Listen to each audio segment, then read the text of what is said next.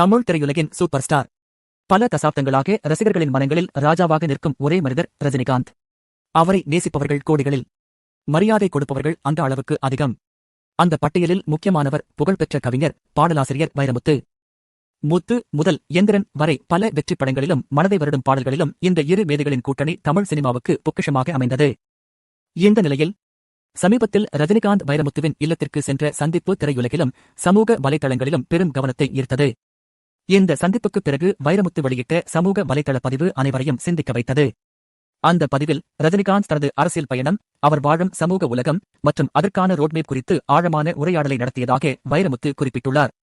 இன்றைய நவீன காலத்திலும் ரஜினிகாந்த் மனிதநேயத்தை இழக்காமல் புத்தகங்களை நேசிக்கும் ஒருவராக இருப்பதை வைரமுத்து பெருமையுடன் பதிவு செய்தார். பல ஆண்டுகளாக காலத்தோடு ஓடி சிந்தனையோடும் சுறுசுறுப்போடும் ஒத்துப்போகும் ரஜினிகாந்தின் திறமை ஒரு சாதாரண வாய்ப்பு அல்ல. 500 மாதங்கள் நின்று கொண்டிருப்பது அதிர்ஷ்டம் அல்ல, அது ஒரு கிளாசிக் மேதையின் தவிர்க்க முடியாத பயணம் என ரஜினிகாந்தை வைரமுத்து உயர்த்தி பேசினார். இந்த சந்திப்பு ஒரு நட்சத்திரமும் ஒரு கவிஞனும் காலம், சமூகம், அரசியல் குறித்து பகிர்ந்து கொண்ட அரிய தருணமாகவே பலரும் பார்க்கிறார்கள். சூப்பர் ஸ்டார் திரையில் மட்டும் அல்ல, சிந்தனையிலும் ஒரு தலைமுறை தாண்டும் சக்தி.